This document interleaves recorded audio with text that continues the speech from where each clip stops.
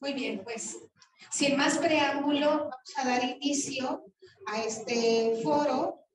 Mi nombre es Sara Méndez, estoy en la coordinación del Comité de Defensa Integral de Derechos Humanos Covisha, código DH, y este evento lo estamos convocando junto con el Instituto de Justicia Procesal Penal, el IJPP, y nos acompaña para coordinar este primer panel Araceli Olivo, a quien le dejo el micrófono.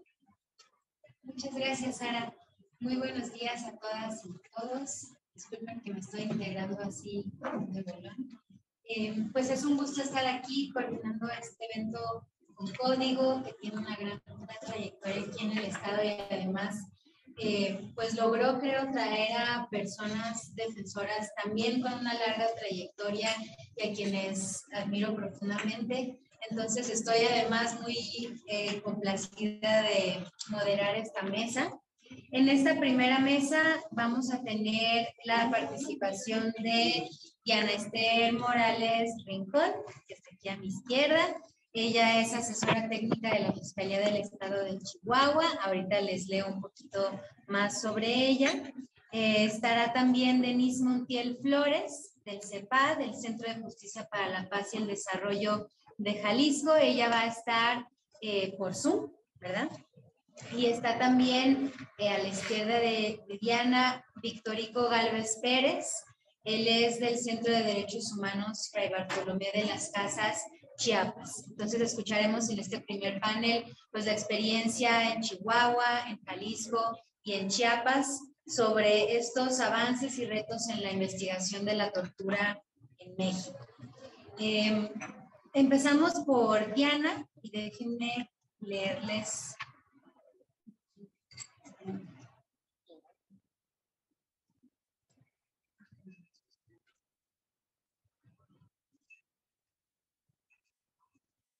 Sí, tenemos por ahí la semblanza de Diana, que ella también es muy buena para presentarse, ¿no? Claro. Pero si tenemos su semblanza sería mejor, porque aquí creo que tengo una carpetita que no la tiene. Pero si no, se la pasamos a... Ahí viene la semblanza.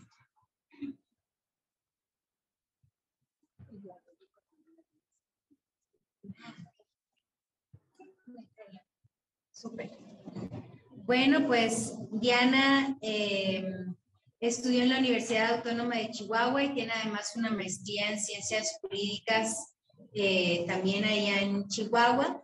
Ella tiene una larga trayectoria, voy a mencionar algunos lugares en los que ha colaborado. Estuvo en el Centro de Derechos Humanos del Migrante como coordinadora jurídica y servicios migratorios.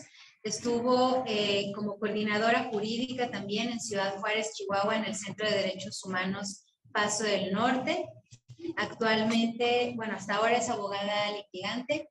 Todavía, bueno, hasta octubre. Actualmente es asesora técnica de la Fiscalía del Estado de Chihuahua, con acreditación de titular de la Fiscalía Especializada en Delitos contra las Mujeres por Razones de Género y Familia en la zona norte. Es perita jurídica independiente del Protocolo de Estambul y miembro de la Red de Peritos Independientes contra la Tortura. Diana, pues bienvenida. Muchísimas gracias por estar acá. Vamos a darle la palabra a Diana para que por 15 minutos nos puedas compartir tu experiencia sobre avances, retos de la investigación de la tortura en México y bueno, con tu visión crítica muy particular también de la tortura en el estado de Chihuahua. Muchas gracias, Diana. ¿Qué tal? Buenos días a todas y a todos. Sí quisiera hacer como primero trabajar un poco o introduciendo pues la forma metodológica en la cual voy a exponer. Por una parte, pues daré el contexto, obviamente todos del COVID que hemos vivido y las consecuencias que esto representa tanto en el ámbito doméstico como también en el ámbito de impartición de justicia, de debido proceso. y obviamente de la Ley General contra la Tortura. Y por otra parte, daré algunos datos no de este año en particular, pero del año pasado, del 2021, sobre el contexto que está en Chihuahua, y me basaré sobre todo en lo que tiene la Comisión Estatal de Derechos Humanos como algo mucho más cercano, y además porque pues participé también en el sentido de irles a llevar muchas cositas a la Comisión Estatal. Entonces, también hay un contexto en donde por un tiempo estuve trabajando con adolescentes previo a estar en la fiscalía, con conflictos con la ley, y esta parte muy interesante de cómo esta forma de sacar resultados dentro del contexto en Chihuahua y con el pretexto de la cuestión de detener lo que es una situación de violencia en el Estado. Como ustedes saben, el Estado de Chihuahua, desde el 2006 a la fecha, vive y que se pasó a todo el territorio nacional una situación de violencia exacerbada. En los últimos semanas lo hemos visto tristemente porque han muerto gente, dos sacerdotes jesuitas. No significa que no nos duela lo que pasa con la demás gente, pero sí también desde la parte simbólica, pues representaban como la última defensa para los pobladores de la Sierra de Chihuahua, de la Sierra Tarahumara. Entonces, en estos contextos, pues voy a platicar cómo está la cuestión de tortura. Les adelanto, Chihuahua, pero no sé si en Oaxaca, creo que empezaron con la Fiscalía de Derechos Humanos, creo que sí, no estoy segura, no, corríjanme, pero en Chihuahua, a principios de la anterior administración, se instaló la Fiscalía de Derechos Humanos, que para mí ver, solamente es como contestar las quejas en vez de ser algo mucho más propositivo, como es la investigación, ¿verdad? La investigación de todas las violaciones graves a derechos humanos. Entonces, a partir de esta metodología que les voy a presentar, pues también al final, pues daré ¿qué sería lo óptimo, ¿verdad? Para nuestro país y para el Estado en particular. Bueno, como ustedes saben, la pandemia ha sido un hito a nivel mundial, ha sido difícil, es nuevo para nosotros en todo el mundo. Obviamente no significa que no haya habido otras pandemias, pero de esta magnitud, o a lo mejor como la vivimos nosotros, pues creó ciertas formas de convivencia. Pueden ser sanas o pueden ser no sanas, ¿no? Entonces, lo que se detectó en Chihuahua es que a partir del encerramiento hubo una violencia, se exacerbó la violencia doméstica y que vulneró los derechos de las mujeres, de los niños y ancianos. La forma de convivencia en la cual, por ejemplo, en la frontera en donde yo estoy, obviamente empezó a ver realmente qué era lo que pasaba en las casas. Porque la dinámica en la frontera y mucho en Chihuahua es que la mujer trabaja y los dos trabajan, ¿no? Creo que de manera general parece también en México pasó lo mismo, pero yo les hablo de lo que yo vi cercanamente. Entonces, estos conflictos, tanto porque las maquiladoras o las empresas no dejaban que trabajaran muchos o dejaban que trabajaban y que murieran la gente en las maquiladoras, creó un caldo todavía mucho más violento y agresivo dentro del contexto de Chihuahua y específicamente en Ciudad Juárez. Nosotros, la población más grande es Ciudad Juárez, Chihuahua. Somos más o menos 1,5 millones de personas. El estado de Chihuahua, no recuerdo si somos 3 o 4 millones, no lo recuerdo, pero la población está hacia allá y todo el impulso económico del maquilador está hacia allá, ¿no? Obviamente por razones territoriales, debido a que nosotros tenemos 4 fronteras, Ciudad Juárez, Ojinaga, no me acuerdo el otro, y también con Nuevo México y Texas. Entonces es un entrar y venir de mucha mercancía, se manejan más o menos diariamente como 6 millones de dólares en intercambio diarios, mínimamente. Entonces, esto fue un nuevo paradigma, tanto a nivel mundial como sabemos, pero también afecta a las convivencias diarias. Actualmente, ahorita que estoy en la Fiscalía de la Mujer, el fenómeno de la violencia familiar y sexual se aumentó exponencialmente. Y obviamente también esta violencia se traduce o se llevó a las calles al momento de que pudimos salir. Entonces, esta violencia, más la violencia ya generada por los grupos delictivos y con la eficiencia del Estado, pues ahorita la ciudad está inmersa en 2 problemas fundamentales.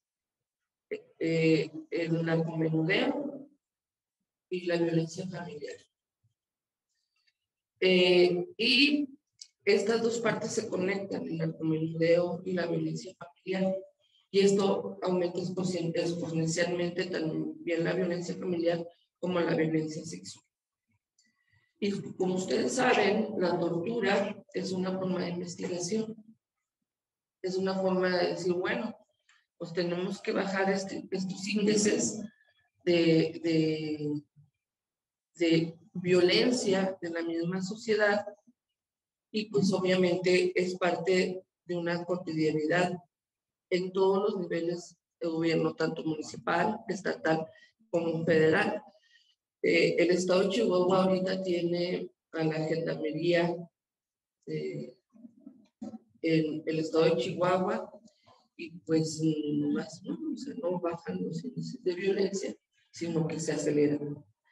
Ahora bien, también hay algo que históricamente tenemos que entender y que es algo muy doloroso. Nosotros tenemos la sentencia del campo algodonero y una de las cosas que dice la sentencia del campo algodonero es precisamente la forma de relacionarnos y las estructuras mismas de cómo está conformada la ciudad, y me refiero a Juárez, potencian y ayudan precisamente a la violencia contra las mujeres.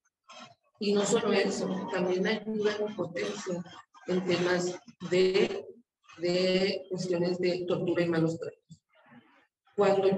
Cuando estaba asesorando a la Red Tira Paro, que es donde les digo que de las juventudes, que trataban, su misión, son 5 organizaciones en la red, y su misión es como tratar de buscar en aquellos jóvenes con conflicto de la ley, pues insertarlos nuevamente a un contexto en donde no se droguen, en donde no se pongan en condiciones de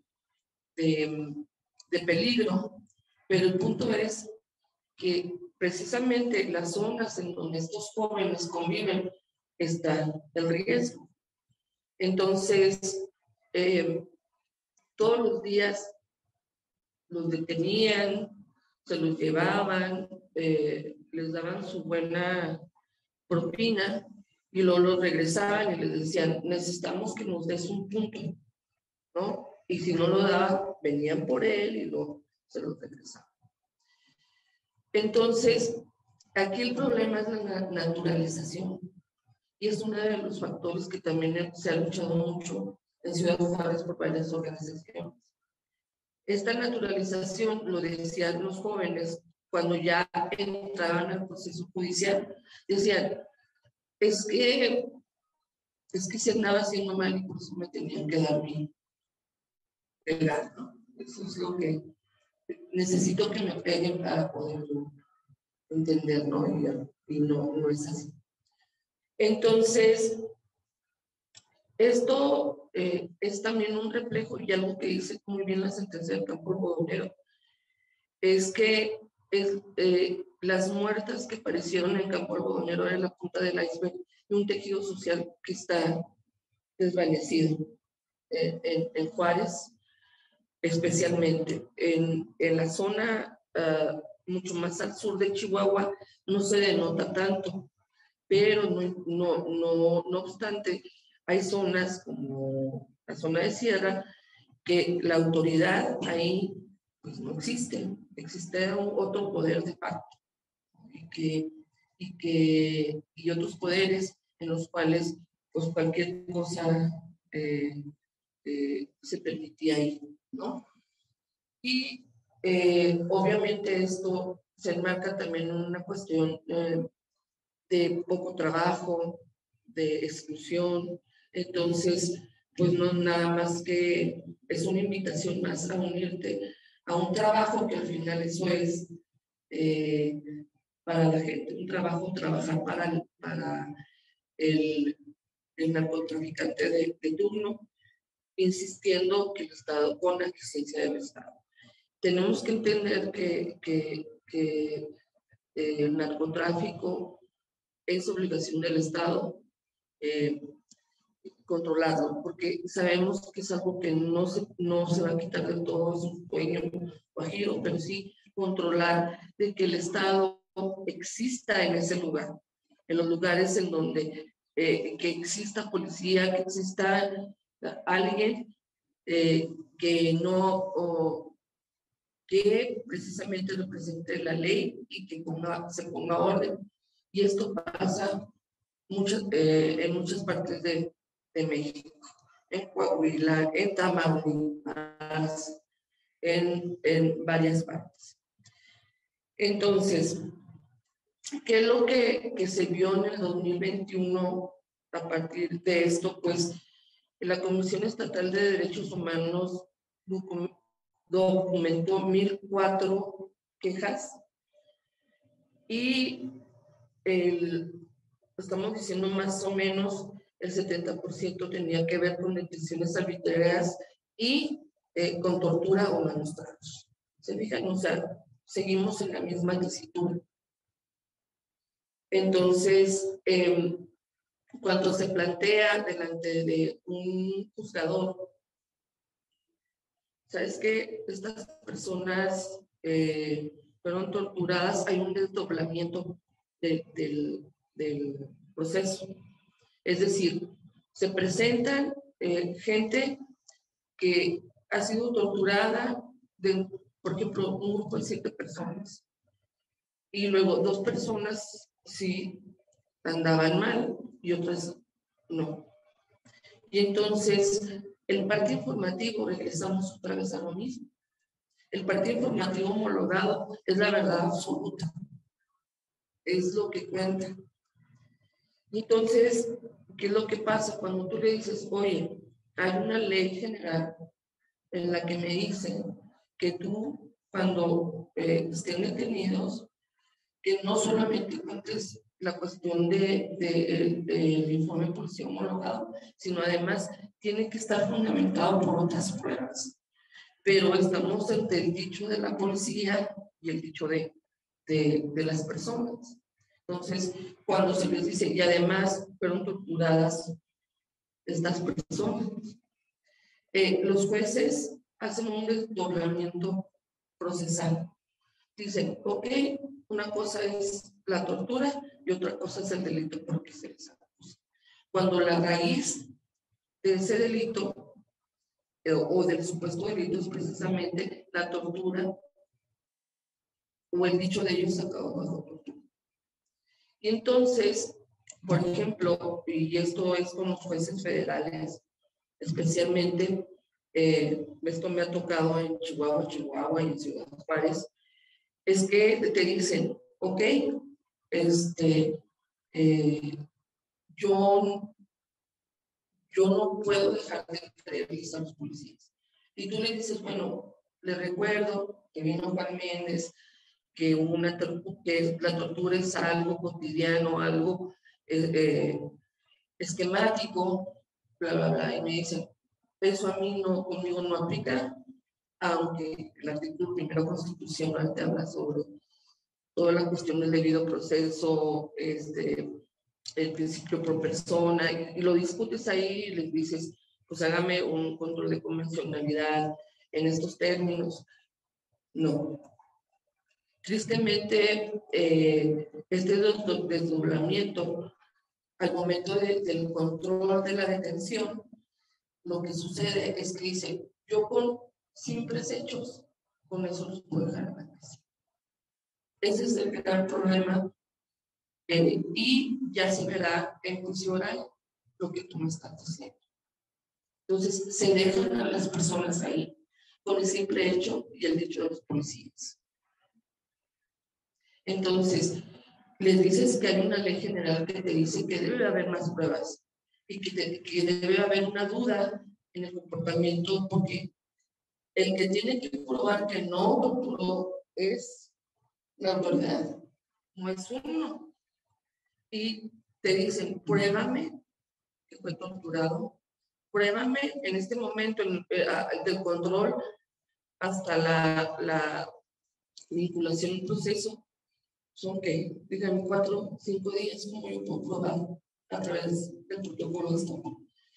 Y luego sucede, porque este sistema mexicano, somos muy buenos para como tratar de manejarlo a lo que me conviene, ¿no? Entonces, los juegos que hacen tanto a nivel estatal como a nivel federal, los juegos es esto, o sea, sí, efectivamente la ley a mí me dice, pero tú no me estás probando nada. Y entonces cuando lo pruebas, llegas al juicio oral, tienes que defender el protocolo de Estambul y dice, efectivamente fue torturado, pero voy a quitar esta parte, no solamente una parte de lo que dicen los muchachos, porque, por ejemplo, no confesaron. Eso es como también la parte que no entienden del mismo delito, de la misma violación. Es decir, no se acuerdan que es torturar, castigar o a forzar a realizar cualquier otra cosa. O sea, todos los tipos o el verbo rector o los verbos rectores del delito de tortura o la violación de tortura solamente se quedan con el que confesar. Los demás delitos no cuentan. Entonces, el año pasado, pues estamos hablando de que sigue este sistema, no se sigue la ley general, existe una fiscalía que efectivamente está, pero las investigaciones que se dan traspolando, no como como una línea de seguimiento a la investigación de la tortura, sino como que se traspoló.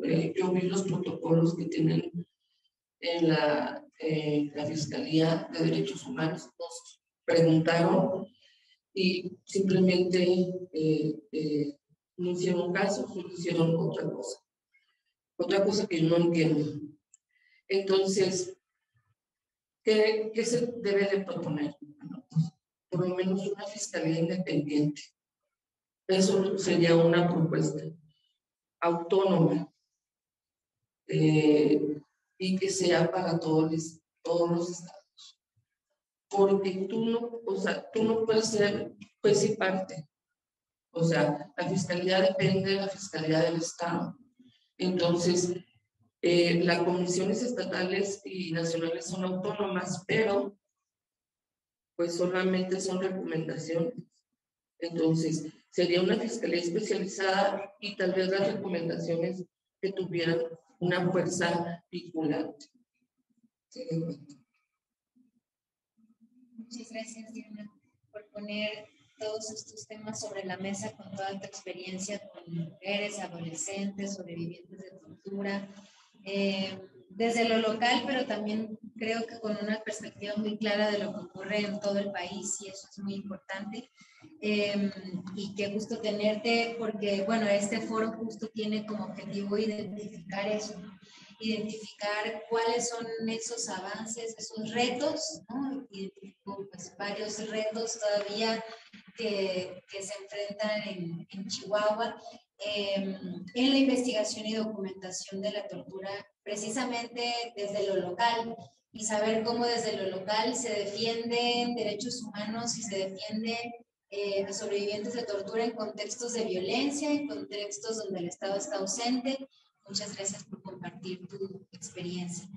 Y ahora voy a pasar la voz, déjenme ver si Denise Montiel Flores es licenciada en Derecho y Relaciones Internacionales por el Instituto de Estudios Superiores de Occidente. Actualmente se desempeña como codirectora del CEPAD, es el Centro de Justicia para la Paz y el Desarrollo, donde ha colaborado desde el 2015, coordinando el área temática de tortura y documentado, investigado y dando seguimiento a este tipo de casos, también a casos de represión de la protesta, ejecución penal, detenciones arbitrarias, ejecuciones extrajudiciales, acompañamiento a comunidades indígenas. Ella es integrante de la Red Nacional de Peritas y Expertas Independientes contra la Tortura. Es autora de diversos libros y artículos en temas de derechos humanos. Por ejemplo, El oficio de defender los derechos humanos, aproximaciones a una génesis de Ombudsman y El paraíso de la impunidad. Muchas gracias, Denise, por estar aquí. Tienes la palabra por 15 minutos. Esperamos un segundito. Voy a silenciar aquí. Sí. Perfecto. Ahí sí me alcanzan a escuchar mejor. Pues muchas gracias a Código, muchas gracias al IJPP por la invitación a participar en este evento. Para nosotras es un placer pues compartir sobre todo con pues personas que también admiramos muchísimo la labor que realizan desde Chihuahua, desde Chiapas. Y también pues compartirles desde aquí cuál es el contexto de la situación de tortura en Jalisco y también pues cuáles son algunos de los avances y retos de la implementación de la Ley General en materia de tortura, en particular referente a la investigación. Para contextualizar precisamente cuál es la situación de la tortura en Jalisco, pues bueno, creo que lo que compartimos quienes estamos aquí, lamentablemente es que pues en nuestras entidades federativas la tortura sigue siendo una práctica que se comete de manera generalizada, igual que pues a nivel nacional, como ya ha sido señalado por organismos nacionales e internacionales. De acuerdo a los datos que se cuentan, pues en cuanto a las quejas también presentadas por actos de tortura ante la Comisión Estatal de Derechos Humanos Jalisco, pues en el periodo comprendido del 2006 al 2021, pues se tienen registradas 1,357 quejas. Sin embargo, es importante señalar que pues este es un panorama muy limitado, ya que tenemos también documentado que pues muchas veces los actos de tortura son pues registrados o catalogados bajo otro tipo de violaciones de derechos humanos y se tienden a minimizar. También otros datos que nos reflejan el contexto de la tortura, pues son los datos de la Encuesta Nacional de Población Privada de la Libertad, la ENPOL, que se ha publicado pues 2 versiones, ¿no? En 2017, referente a los datos de 2016, y el año pasado también hubo una actualización en cuanto a los datos. En Jalisco, pues lo que se reflejó es que precisamente, pues bueno, las personas que fueron entrevistadas, las personas privadas de libertad, pues entrevistadas mencionaron que, bueno, el 39.7% de ellas fueron detenidas de manera arbitraria, principalmente por policía estatal o judicial. Esto sigue reflejando que pues sigue siendo una práctica cotidiana el detener para investigar y que coloca a las personas también pues en una situación de vulnerabilidad a ser víctimas de otro tipo de violaciones de derechos humanos, no solamente actos de tortura, sino muchas veces también la comisión de otras graves violaciones y delitos como desaparición forzada o en algunos casos que ha llegado también a ejecuciones extrajudiciales. De igual manera, los datos que reflejan, pues bueno, el 45% también mencionaron pues haber vivido algún tipo de tortura desde el momento que fueron detenidas hacia la presentación de la agencia del Ministerio Público. Y pues bueno, algunos de los métodos que se pudieron documentar a través de esta encuesta, pues es en cuanto a métodos de tortura física, pues patadas, puñetazos, asfixios, ataduras, ahogamiento, descargas eléctricas, también agresiones sexuales, principalmente en contra de las mujeres, y también quemaduras. De igual manera, pues se refleja pues que la tortura sigue siendo un método para pues investigar, ya que el 38.4% de las personas pues fue agredido físicamente y el 12.7% recibió amenazas con la finalidad de declararse culpable de un delito que no cometió.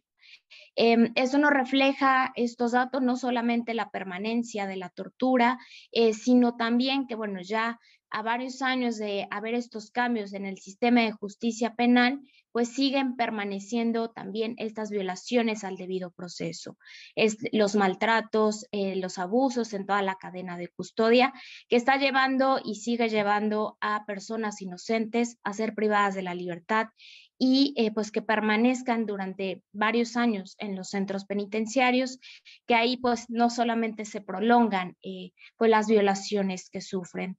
Y bueno, es importante también pues señalar que estos datos solamente nos reflejan o nos hablan de un contexto muy particular de la comisión de la tortura como método de investigación y dentro de los procesos de investigación. Sin embargo, nos hace falta también hablar y contar con datos referente a qué sucede en otros contextos, ¿no? ¿Qué sucede en estaciones migratorias? ¿Qué está pasando en otros lugares donde hay personas privadas de la libertad?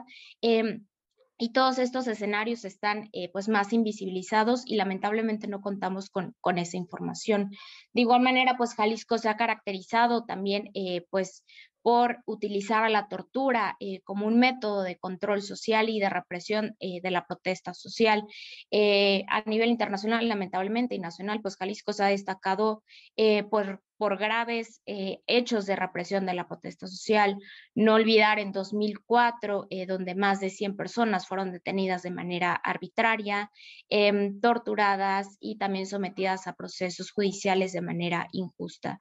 Y pues recientemente volvimos a vivir estos hechos el 4, 5 y 6 de junio, que precisamente pues se derivaron pues una serie de movilizaciones sociales para exigir justicia por Giovanni López, que de igual manera pues cabe recordar que Giovanni fue detenido de manera arbitraria por policías de Ixtlahuacán de los Membrillos en el marco del COVID, ¿no? Ya lo mencionaba Diana de cómo se fueron exacerbando también ciertas violencias y en el caso de Jalisco también pues las políticas adaptadas o creadas para contener el COVID pues lamentablemente llevaron a la comisión de estas graves violaciones de derechos humanos, ya que pues de lo que se tiene pues documentado y lo de la propia familia también señaló es que Giovanni fue detenido detenido de manera pues arbitraria por no portar cubrebocas.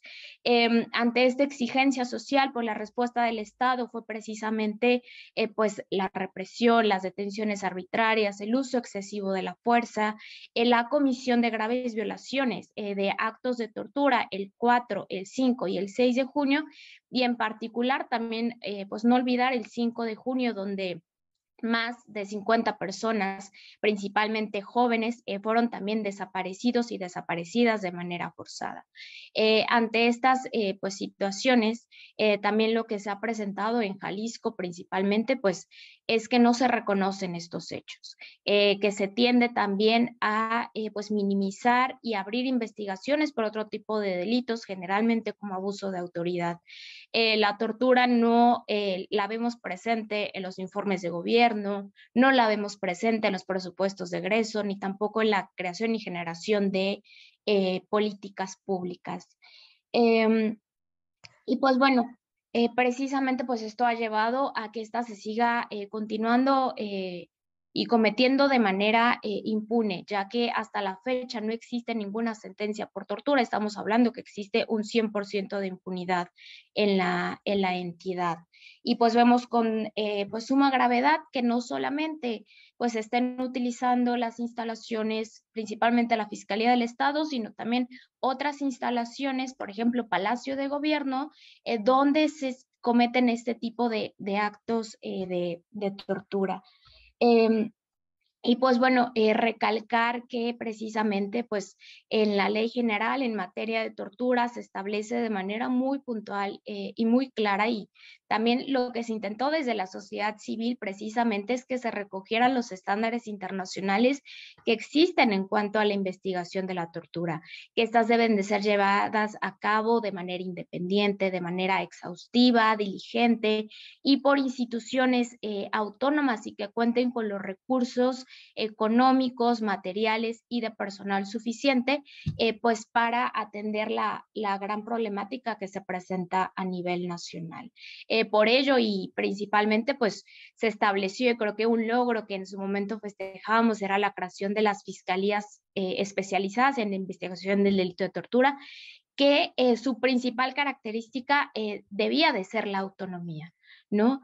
Y pues esto no solamente en cuanto a que no pertenecieran a las mismas instituciones que generalmente han sido reconocidas como las principales agresoras, las procuradurías o las fiscalías, sino también que contaran otros mecanismos que garantizaran la autonomía, como presupuestos propios, personal también propio y suficiente, y también hablar acerca pues de los perfiles que deberían de tener, de cómo deberían de estar conformadas, de mecanismos de control y de rendición de cuentas. Sin embargo, pues bueno, lamentablemente, y como ha pasado también con muchas legislaciones a nivel nacional, pues ha habido pocos avances en su implementación. Muchas de ellas se ha quedado de estas obligaciones solamente en el papel sin que se aterricen en la práctica. De acuerdo también a los datos que hemos documentado desde el Observatorio contra la Tortura, del cual también formamos parte, pues bueno, hasta el 2021 solamente 16 entidades a nivel nacional contaban con fiscalías especializadas. 10 entidades habían creado unidades especializadas de investigación del delito de tortura, y pues había todavía 5 entidades federativas que no contaban con ningún tipo de unidad especializada o fiscalía. En Jalisco, para atender esta obligación de la ley general, lo que se hizo fue crear en 2018 una unidad especializada en investigación del delito de tortura. Sin embargo, pues esta no cumple con esas características que ya se señalaban en la ley general, principalmente en cuanto al tema de la autonomía, ¿no? Ya que orgánicamente depende de la Fiscalía Especial de Derechos Humanos, que a su vez depende y está dentro de la propia estructura de la Fiscalía del Estado de Jalisco. No cuenta con un presupuesto propio y hace depender que pues del presupuesto que le otorgue la Fiscalía para realizar sus funciones. Y pues bueno, hasta este año, de hecho, en el presupuesto de egresos es la primera vez que se otorga un presupuesto específico para la investigación de la tortura, ¿no? Y por otro lado, también en cuanto a su conformación, pues bueno, cuando fue creada esta unidad especializada, se hablaba que iba a contar con diversas unidades, ¿no? No solamente aquellas pues encargadas o áreas de investigación, sino también iba a contar con médicas, médicos y psicólogas, también pues quienes deberían de realizar las funciones de análisis de contexto. Sin embargo, a la fecha pues solamente pues de acuerdo a los datos que nos proporcionaron, cuenta con una dirección, con una agencia del Ministerio Público y con una comandancia, ¿no? Y también han sido opacos en poder brindar la información referente a cuántas personas actualmente integran la unidad especializada, ya que han reservado la información por mencionar que pues es reservada. Sin embargo, es pues muy importante poder saber no solamente el número de personas que conforman la unidad especializada, sino sobre todo cuáles son los perfiles de las personas que actualmente se encuentran laborando en dicha institución. Y pues bueno, una de las principales también aspectos que nos preocupan es que el año pasado también pues hubo un cambio de instalaciones donde actualmente labora y se encuentra la unidad especializada y se cambió a las espaldas de la Fiscalía del Estado de Jalisco. Estamos hablando que está a unos pocos metros de las instituciones y de las instancias donde miles de víctimas en Jalisco han sido torturadas. Esto no solamente pues refleja la poca autonomía con la que cuenta la unidad especializada, sino también en sí mismo es un acto revictimizante y limita también a que las propias víctimas pues tengan la confianza de poder ir a denunciar los actos que vivieron, ¿no? Y en cuanto a los datos ya más cuantitativos y específicos sobre las denuncias y carpetas de investigación que se han abierto por el delito de tortura, pues bueno, a partir de la instalación de la unidad especializada nos dan los datos que se han presentado 578 denuncias, también han recibido 461 vistas judiciales por parte de jueces y juezas. Sin embargo, esto no se refleja en las carpetas de investigación aperturadas, ya que solamente se cuentan con 198 carpetas de investigación. Esto nos hace pensar qué ha pasado con todas esas denuncias, con todas esas vistas judiciales y por qué no se han reflejado en la apertura de las carpetas de investigación. Y pues todavía es más preocupante si ya hablamos de las carpetas judicializadas. De estas 198 carpetas, pues solamente 5 carpetas han sido judicializadas y que han derivado en la detención de 3 personas. Y ya como lo comentaba, pues no ha habido ninguna sentencia en la materia, ¿no? Y otros, pues también datos más cualitativos en cuanto a las ausencias y retos, en cuanto a la investigación de la tortura, pues vemos que sigue permaneciendo ausente esta obligación por parte de las múltiples autoridades de denunciar los actos de tortura. Lo vemos en las comisiones de derechos humanos que al recibir las quejas solamente se limitan a orientar a las víctimas que denuncien o incluso a veces limitan la apertura de las quejas siempre y cuando exista la carpeta de investigación, pero ellas no presentan la denuncia. También, pues, sobre todo en los centros penitenciarios, que sabemos que también es muy común la práctica de, pues, de actos de tortura, tampoco se presentan estas denuncias. También, de acuerdo a los datos que nos proporcionaba la unidad especializada, no hay ninguna investigación que se haya aperturado de oficio y es una de las facultades que tiene que hasta ahorita tampoco pues se ve en la práctica y sobre todo pues ante actos, ya lo recordábamos, 4, 5 y 6, que fue muy público los actos de tortura que se cometieron y la unidad no abrió ningún tipo de investigación. También vemos la ausencia en las investigaciones del el reconocimiento de las cadenas de mando y la responsabilidad de las y los superiores jerárquicos sigue siendo uno de los retos y pendientes también, pues las funciones están centralizadas en pues el área metropolitana de Guadalajara, ¿no? ¿Qué está pasando con las víctimas que también viven en otras regiones y cuáles están siendo los mecanismos también de que puedan acceder de manera fácil a denunciar los actos de tortura, pero también a recibir la atención especializada que merecen. Y pues también otro de los retos sigue siendo pues la falta de publicidad y conocimiento de esta institución, de sus funciones y de cuáles son sus obligaciones, ¿no? Y pues de manera general también pues el fortalecimiento y consolidación de estas instituciones y sobre todo pues el garantizar su autonomía. Pues hasta aquí la dejo y pues muchas gracias. Gracias, Denise. Muchas gracias por compartirnos pues también varios datos sobre lo que está ocurriendo en Jalisco y creo, bueno, nos sorprendió mucho y aquí comentábamos en corto lo que pasa con la unidad especializada en la investigación del delito de tortura y creo que hay varias coincidencias en la falta de recursos y bueno, bastante preocupante también esto que creo no es solo simbólico, ¿no? De la ubicación de la propia unidad y cómo es pues casi una ofensa para las sobrevivientes, las personas sobrevivientes de tortura.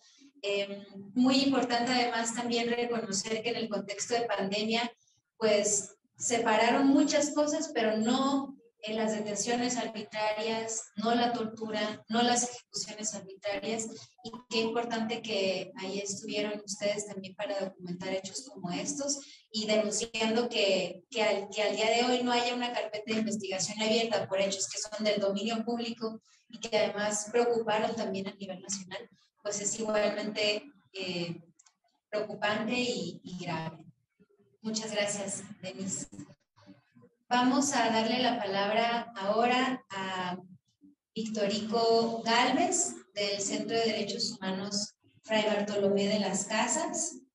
Tengo por aquí una muy breve reseñita de Victorico. Él es licenciado en Derecho por la Universidad Autónoma de Chiapas, es defensor comunitario de derechos humanos, es abogado del Centro de Derechos Humanos Fray Bartolomé de las Casas y es integrante de la red de defensoras y defensores democráticos contra la tortura. Bueno, además desde el Fraiba y Victorico pues tienen lo dice un poco ahí cuando habla de que es defensor comunitario, pues un acercamiento directo, concreto con las comunidades y pueblos indígenas en Chiapas y creo que también desde ahí es la perspectiva que siempre hace falta cuando hablamos de tortura, ya hablábamos de las personas adolescentes también, y ahora le damos la palabra a Victorico para que nos cuente un poco de estos avances y retos en la investigación del delito de tortura y cómo se vive esta realidad en Chiapas. Gracias. Pues bueno, buenos días a todos y todas, compañeros y compañeras. Yo soy Victorico Gálvez, abogado del Centro de Derechos Humanos Fray Bartolomé de las Casas, allá en San Cristóbal, su casa de todas y todos. Y bueno, agradecemos aquí la invitación a Código DH y al JPP por tomarnos en cuenta y pues para venir a dar una palabra de la situación de la tortura, con una perspectiva más, justo como decía Araceli, de pueblos originarios, ¿no? Que es como el reto que tenemos y trabajamos allá desde el Fraiba, como le dicen, como le decimos todos y todas, ¿no? Bueno, pues básicamente el Fraiba trabaja con pueblos celtales, choles, jolabales, tzotziles, zoques, mames, ¿no? Entonces, nuestro trabajo es la documentación, el acompañamiento integral de violaciones graves a derechos humanos y el litigio nacional e internacional de estas graves violaciones a derechos humanos, ¿verdad? Entonces, me voy a centrar un poco, yo creo que en avances, ¿no? Solo lo puse como malas prácticas y retos de la Fiscalía Antitortura en el estado de Chiapas, ¿no? Bueno, en cuanto a la investigación, que es que estamos en este marco de los 5 años de la entrada en vigencia de la Ley General para prevenir y sancionar la tortura, ¿no? Que es el reto que estamos ahora como sociedad civil y como académicos en exigirle al Estado su cumplimiento, ¿no? Que no sea la ley nada más que esté ahí bonita, sino que se pueda ejecutar a través de estos órganos de investigación. Y bueno, en temas de investigación, desde nosotros del Fraga podemos señalar que en Chiapas la tortura sigue siendo sistemática, no sigue siendo parte de el orden investigador, sigue siendo una práctica, un acto de investigación de parte de la Fiscalía General del Estado y con todas las fiscalías de materia y fiscalías especializadas, fiscalías de distrito, ¿no? Justo hablaba Denise de la Fiscalía allá en Jalisco, ¿no? Nosotros hemos documentado y hemos señalado ya y denunciado a la Fiscalía de Asuntos Especiales en el estado de Chiapas que los sótanos es la base de operaciones de la policía especializada donde ejecutan la tortura, ¿no? Y los malos tratos. Por eso señalamos que sigue siendo sistemática, ¿no?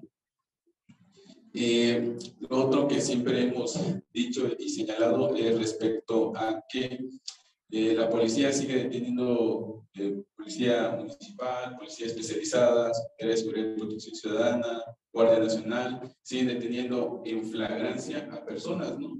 De acuerdo a sus rasgos físicos, ¿no? Pues el 90% de los chapanecos medimos 1,60, 1,65, todos somos morenos, y bueno, somos de los que van a señalar, ¿no? Como la mayoría del sur. Los detienen, supuestamente en flagrancia, los llevan, los desaparecen alrededor de 24, 72 horas, les imputan un delito menor, la mayoría de veces es por posesión de drogas, mientras las familias buscan, los abogados buscan, aparecen y dicen, bueno, ya los vamos a dejar en libertad, ¿no? Mientras tanto, la Fiscalía solicita una orden de aprehensión por un delito diverso al juez de control. El juez de control le otorga la orden de aprehensión y bueno, cuando los dejan en libertad por el delito menor, se están dando paso afuera de la Fiscalía y están ejecutando la orden de aprehensión por este delito mayor. En este caso mucho es de homicidio, secuestro, ¿no? Entonces, esa es la estrategia que está echando a andar la Fiscalía del Estado en Chiapas, ¿verdad? Otra mala práctica que hemos documentado es que los registros de investigación y las carpetas de investigación siguen duplicando actuaciones, ¿no? O diligencias, ¿no? Que mandan a citar 2 o 3 veces, ¿no? A la víctima o a los testigos, ¿no? Entonces, ahí es como un trámite engorroso que van los expedientes creciendo, ¿no? Entonces, eso nosotros lo hemos señalado también. Otra de las situaciones también que nos hemos encontrado es que justo en las audiencias de control, cuando nosotros señalamos que el imputado ha sido víctima de tortura o malos tratos, pues el juez tiene que ordenar al MP que inicie la investigación, ¿no? Entonces el MP, nosotros después cuando pedimos información de qué ha pasado con la carpeta de investigación, dicen, no, pues es que yo no la inicié, la inició la Fiscalía Antitortura, va para allá, no es que la tiene la Fiscalía de Derechos Humanos, que la tiene la Fiscalía de Distrito, y bueno, tenemos que estar ahí como de fiscalía en fiscalía, localizando dónde está el registro de atención o la carpeta de investigación. Que eso no hay una capacidad de coordinación entre las fiscalías, ¿no? Bueno, otro punto es que ahí no existe una debida diligencia, ¿no? O una mala práctica para realizar los actos de investigación de parte del Ministerio Público, ¿no? Si no hay una presión de la víctima o del asesor jurídico, la carpeta puede estar ahí meses, incluso años, ¿no? Entonces, yo no me voy a centrar en datos de cuántas registros de atención se han iniciado carpetas o quejas de la Comisión Estatal, porque hay un montón, ¿no? En el caso de la Comisión Estatal hay un montón de quejas, pero si nos vamos a ver cuántas emitieron recomendaciones, pueden haber 1000 quejas y van a haber 2 recomendaciones, ¿no? Entonces, es el 98% de impunidad, ¿no? De la misma Comisión Estatal y de lo mismo de la Fiscalía Antitortura, ¿no? Pueden iniciar un sinnúmero de registros de atención o carpetas, pero ¿cuántas de esas se ha ejercido acción penal y cuántas de esas hay sentencia, ¿no? Voy para allá. Bueno, respecto al protocolo de Estambul, ¿no? Que también creo que desde la sociedad civil hemos también cometido errores ahí en señalarlo, ¿no? Nosotros pues ya señalamos, ¿no? que existe como una regla de la misma fiscalía, ¿no? de los servidores públicos, que si hay protocolo de Estambul, si fuiste víctima de tortura, si no hay protocolo, no existe indicios, ¿no? Y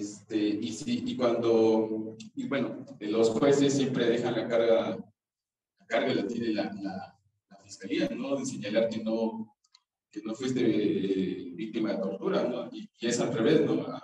Le deja la carga a la víctima, que es el que tiene que señalar, que tiene que buscar los medios para decir, bueno, yo no fui víctima de tortura, ¿no? Yo fui víctima de tortura, ¿no? No al revés, ¿no? Entonces, y cuando, bueno, dice el juez, dice la fiscalía, bueno, vamos a poder, vamos a intentar practicar el protocolo de Estambul, dice, bueno, nos vamos a los registros de la FGR, de la Fiscalía Estatal, y hay cientos de personas esperando que le puedan aplicar el protocolo de Estambul, ¿no? Mientras tanto, siguen con su medida cautelar de prisión preventiva, ¿no? Y el tiempo de investigación complementaria sigue avanzando, ¿no? Entonces, para cuando ya le puedan aplicar el protocolo de Estambul, ya se cerró en este sistema acusatorio la etapa de investigación complementaria, ya no hay manera de poder incluso de señalar estas prácticas, ¿no? Y así, ¿no? Así podemos ir señalando todas estas graves, y si la víctima se desiste de esa investigación, pues lo que va a decir pues, es que pues, no fuiste torturado, ¿no? Lo que nos hemos encontrado también es que bueno, aquí para la vinculación a proceso, pues el estándar es bajo, ¿no? Es mínimo por una vinculación, ¿no? Por cualquier delito. Pero en estos casos que nosotros estamos litigando, pues ahí no, y hemos ido a 2 vinculaciones al proceso y no los han vinculado al proceso a los policías, porque dicen que ahí ya nos ponen el estándar más alto, ¿no? Y nosotros le decimos, pues el estándar, con un solo testimonio de la misma víctima, ya da para una vinculación al proceso. No es clarita la Constitución del artículo 19, ¿no? Dice que se establezcan datos que sean mayor un delito y exista la probabilidad de que iniciado lo cometió, ¿no? Con eso, con un testimonio podemos señalar la probabilidad de un delito y la probabilidad que fulano del policía lo cometió. Y con eso ya da para la vinculación, ¿no? Diverso a cuando nosotros estamos de parte de defensa defendiendo, y es por homicidio, por motín, ataques a la vía de comunicación, lo cotidiano en Chiapas, y en contra de defensores comunitarios. Bueno, nosotros ponemos en práctica esto, es decir, bueno, no me vinculaste al proceso de policías por tortura, a ver, aquí sí me vas a vincular, ¿no?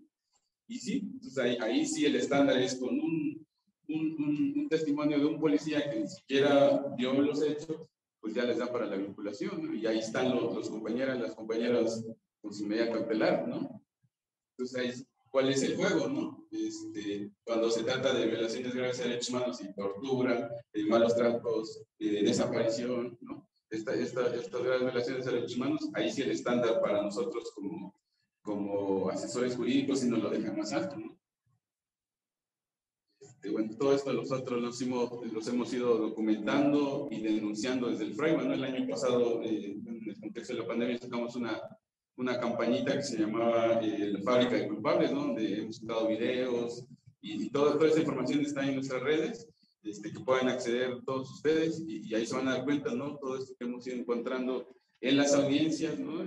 Hemos extraído pues extractos de las audiencias de vinculación, de formulación de imputación, audiencias intermedias, justo con el IJPP, todo el tema de la audiencia de tutela, ¿no? Que una vez con Araceli nos estuvimos coordinando para poner en práctica eso, ¿no? El juez nos mandó a decir, ¿están locos ustedes? ¿Eso qué es? ¿Dónde están trayendo eso de la audiencia de tutela, no?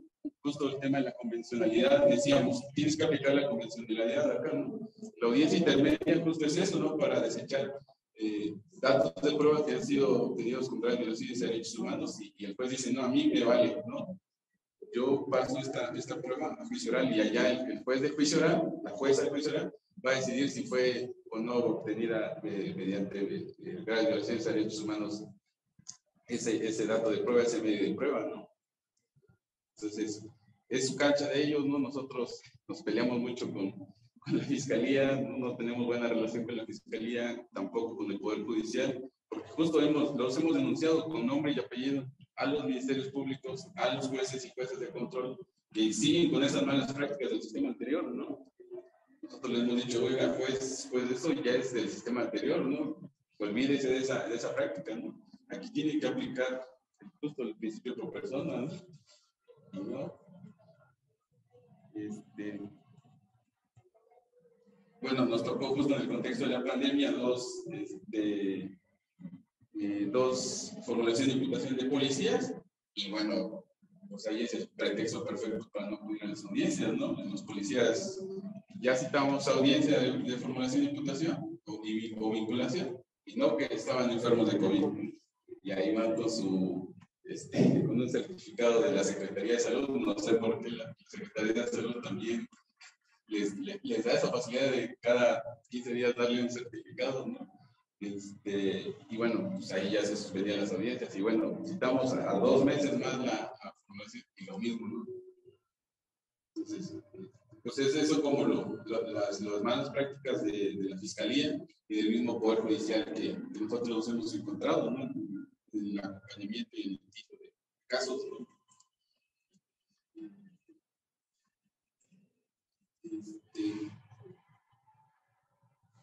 Bueno, en estos 2 casos que les menciono, bueno, el reto también ha sido que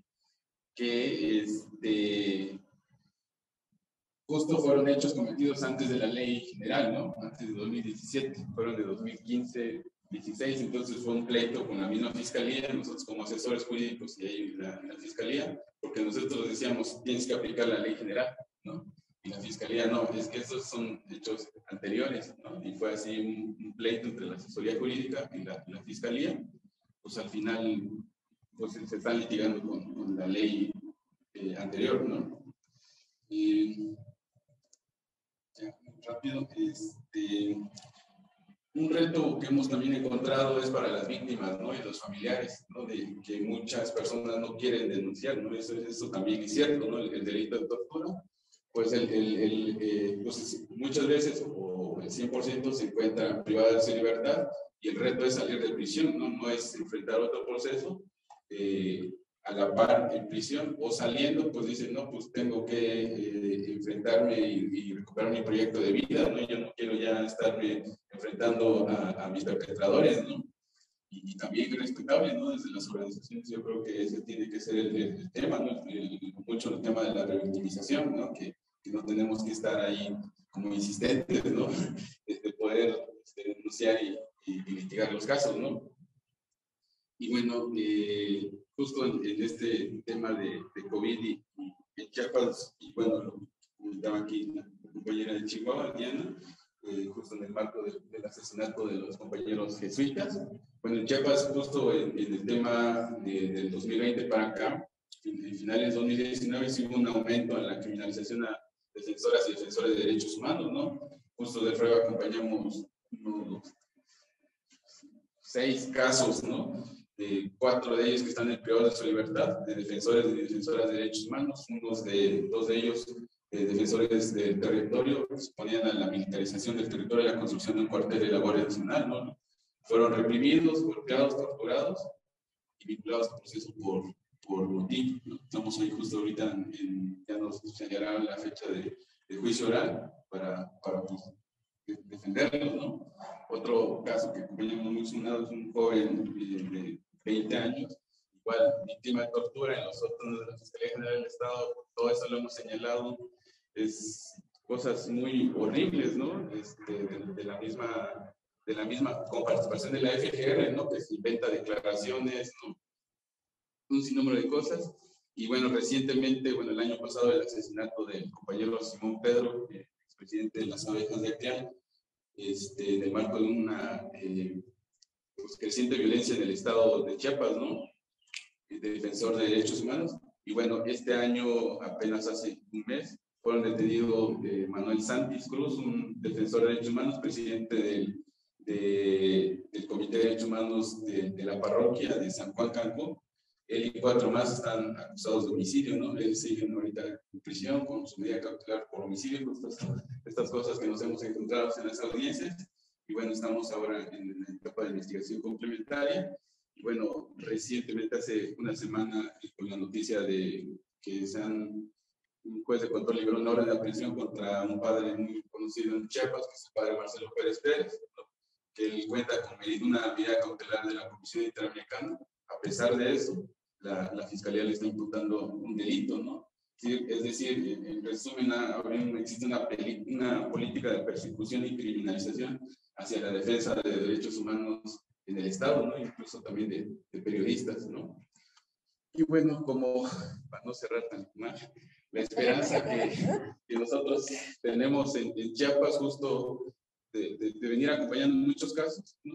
Las familias empezaron a organizar y el año pasado se formaron su colectivo que se llama Familias Unidas contra la Tortura, de ellos en muchos penales del Estado, ¿no? En Villaflores, en Cintalapa, en Ocosingo, en San Cristóbal, en playas de Catazajá y Pichucalco. Entonces, es como en todo el estado que tienen sus redes y pues entre ellas se van organizando, van denunciando todas estas malas prácticas y pues lo mismo van exigiendo pues, justicia, liberación de sus personas familiares privadas de su libertad y bueno, el castigo a los responsables. Sería todo.